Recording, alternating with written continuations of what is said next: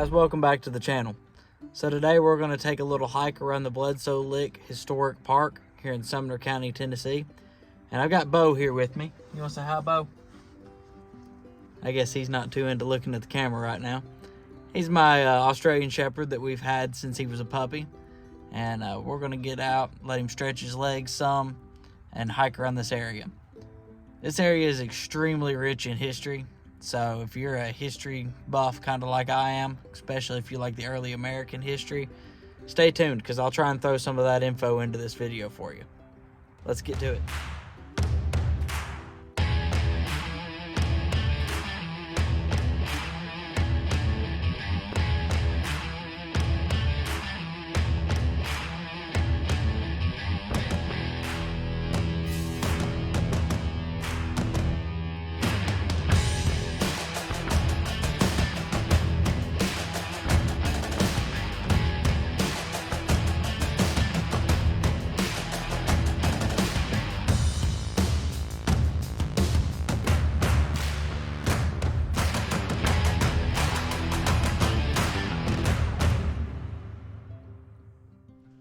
All right, so our first little stop on this trail here is a layout of where the original Bledsoe Fort was. We're gonna walk up here to this observation deck. Might be able to get a little bit better view of it. This fort was built by brothers Isaac and Anthony Bledsoe, who also originally built a cabin just across the highway that ended up turning into the Stagecoach Inn, Wynwood.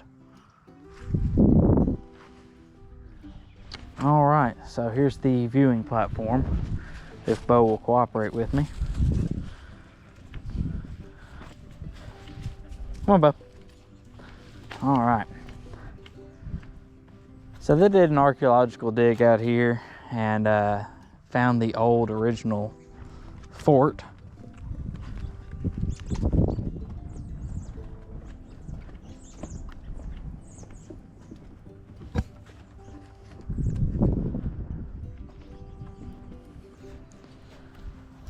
Don't know if that's going to show up too well. There's a little bit of a layout of the fort.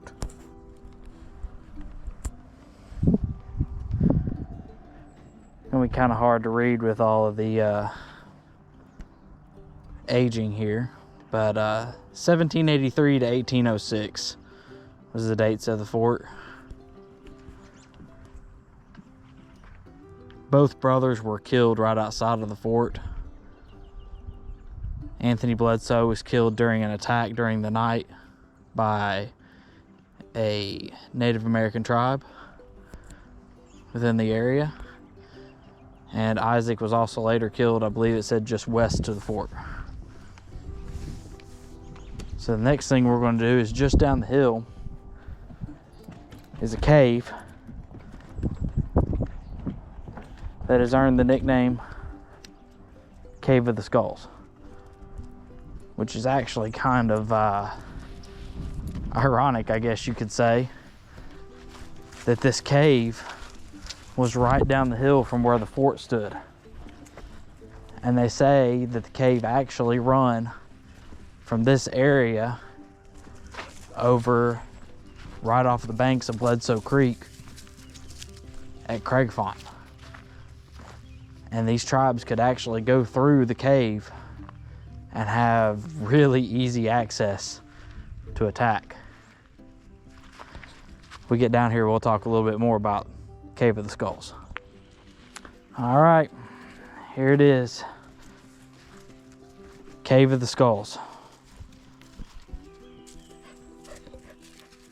And the reason that it was called Cave of the Skulls is that during the early 1800s, explorers actually found human skulls inside of this cave.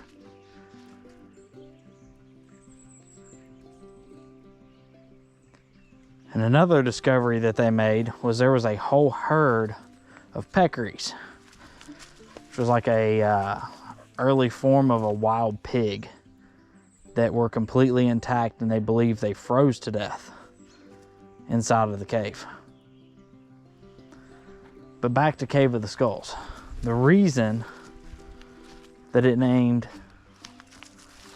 earned the name, Cave of the Skulls, was it was believed that if this tribe actually beheaded their victims or enemies, whichever way you want to look at it, and threw them into the cave, that they were left to roam the spirit world for the rest of eternity, because they could not go to the spirit world without their heads.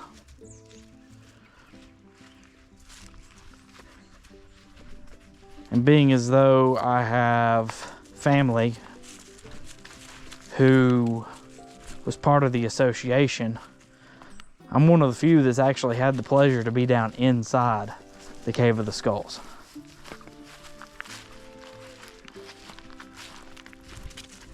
And even though it's such a small and tight entrance, it really opened up into almost like a great room.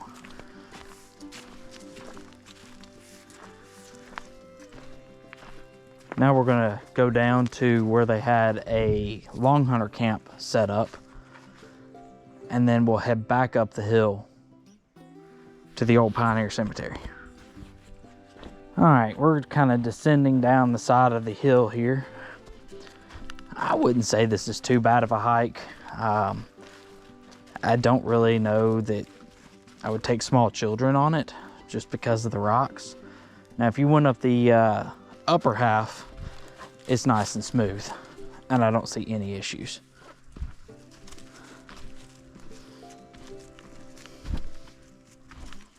I mean, I'm not even in really hiking attire, sweatpants and tennis shoes, and I'm able to make it down this just fine. So you actually have an old spring house right here.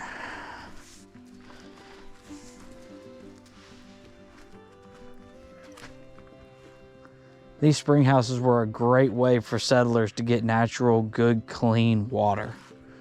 And a lot of times even were used as almost natural refrigerators.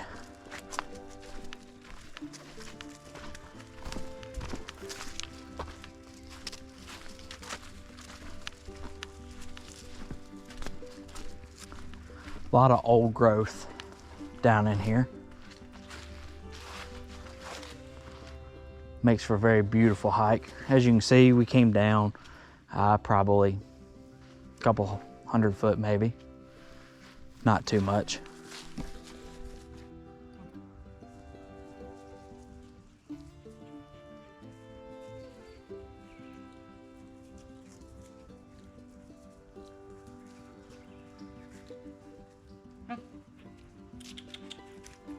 Good boy.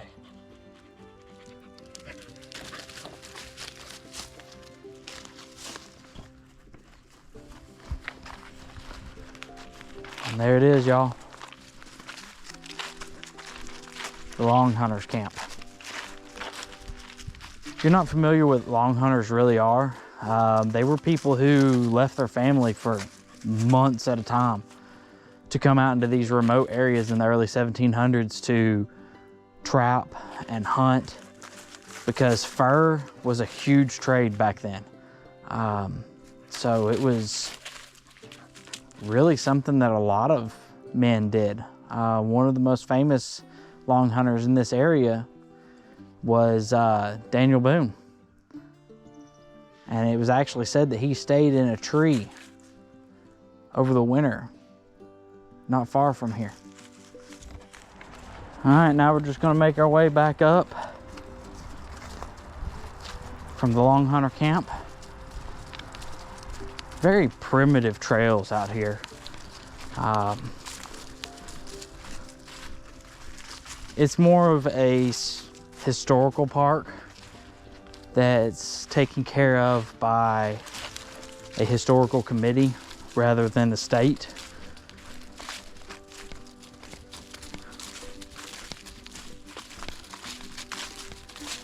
So a lot of stuff's a little more primitive out this way than if you would have been at the state park.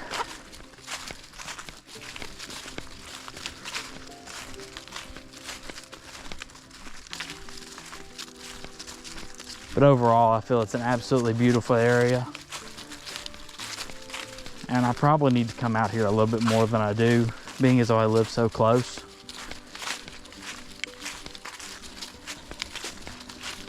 So we're gonna continue on up the hill here and take y'all up to the Pioneer Cemetery.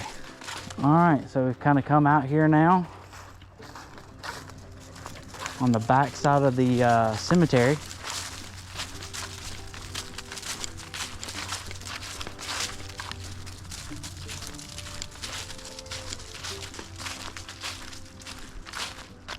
And here it is.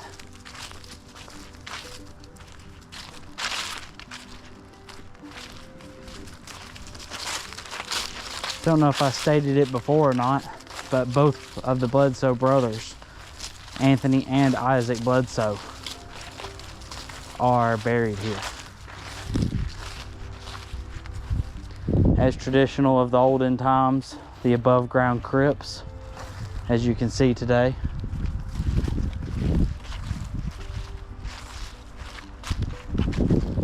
I apologize, Beau's tugging me around a little bit, so I hope it's not too jerky on the camera for y'all.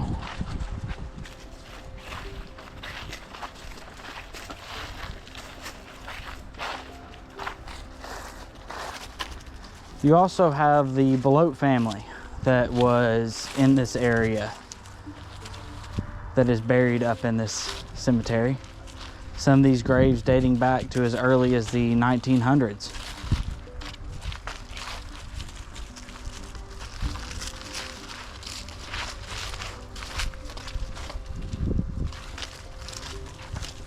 So this cemetery's been here for a very, very long time.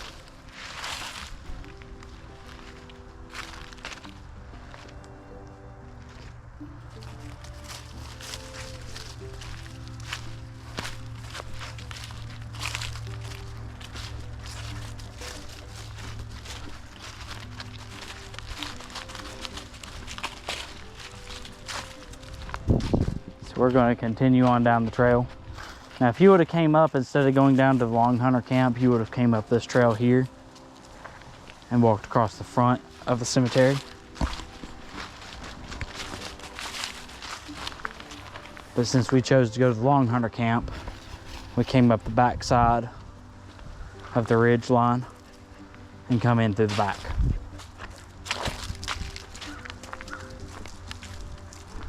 We'll take a little walk right over through this cut through here and give y'all a look at the open field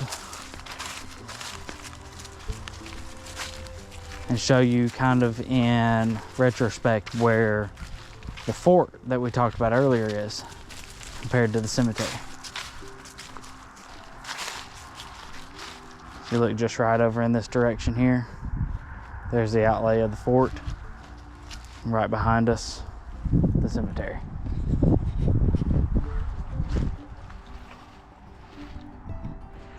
All right, so we're heading up on a little bit of a clearing where we have some cabins that have been moved into the area. Little interesting fun fact, I guess you could say, about part of my childhood is they did a reenactment here several years ago, and one of the reenactors, he was from the Cherokee Nation, who was gracious enough to come and participate in this reenactment. Had some members of his tribe that weren't able to make it, and he actually let me hide in the woods and create background noise, as if I were one of the braves hiding in the woods waiting to proceed in the attack.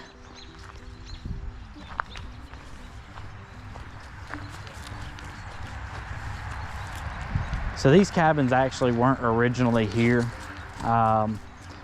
They've been moved to the park.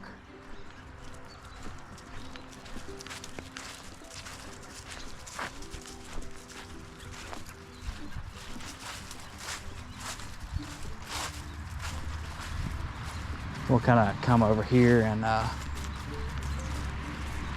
give you a glimpse at the signage.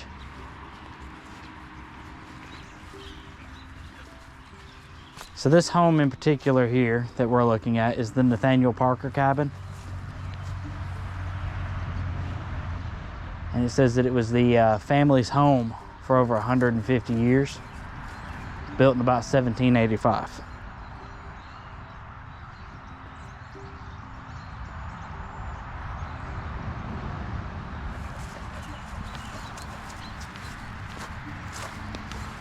I'm not sure what this cabin's gonna be. This is new to the area since I've been out here last.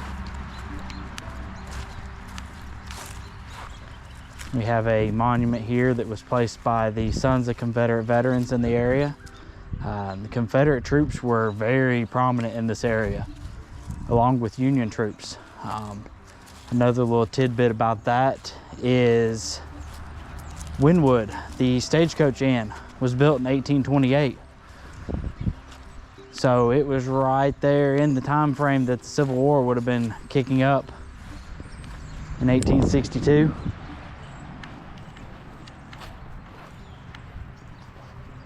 And Mr. Wynn actually had made it to where he was friendly with both sides because he didn't want his inn destroyed. There was a tale that I recall my grandmother telling me, as she was the caretaker of Wynwood, of Mr. Wynn actually sending a messenger across the hill to the Confederate camp to let them know that the Union boys were at the inn having breakfast, and that he would alert them as soon as they were done so that they could come down and eat breakfast.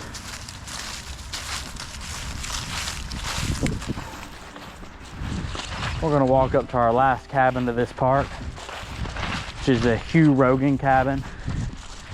It was also moved out to this area, stone by stone. If we get up closer to it, we'll tune back in and give you a closer look. This is the Hugh Rogan house. Like I say, it was another one of the cabins that was moved to this area. 1790s Rogan Cottage from the Sideview area. So if you're local to the area, I'm sure you'll know about where Sideview is. All right, so we made a little side trip over here to the Wynwood State Historic Site, which is actually where my grandparents took care of, and I spent a lot of my childhood. So like I stated earlier about Mr. Wynn protecting his home during the Civil War, this is where it was, here at Wynwood.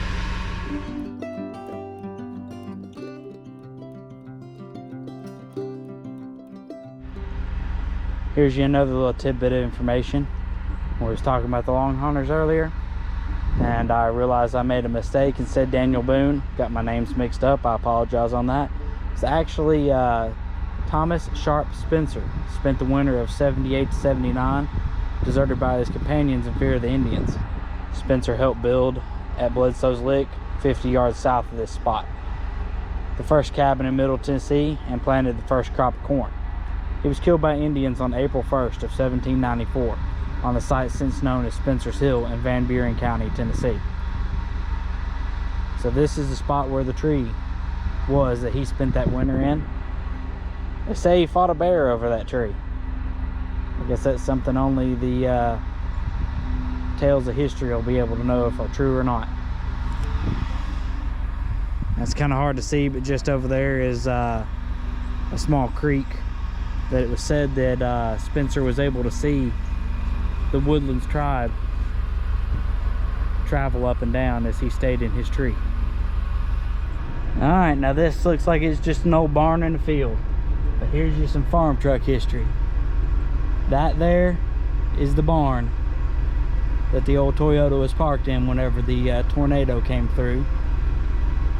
Came right across behind the barn and went right over towards Wynwood over there, almost destroying it completely. But that is the site of where that tornado almost took the farm truck completely out. Alright y'all, so I think that's going to do it for our trip to Bledsoe Park.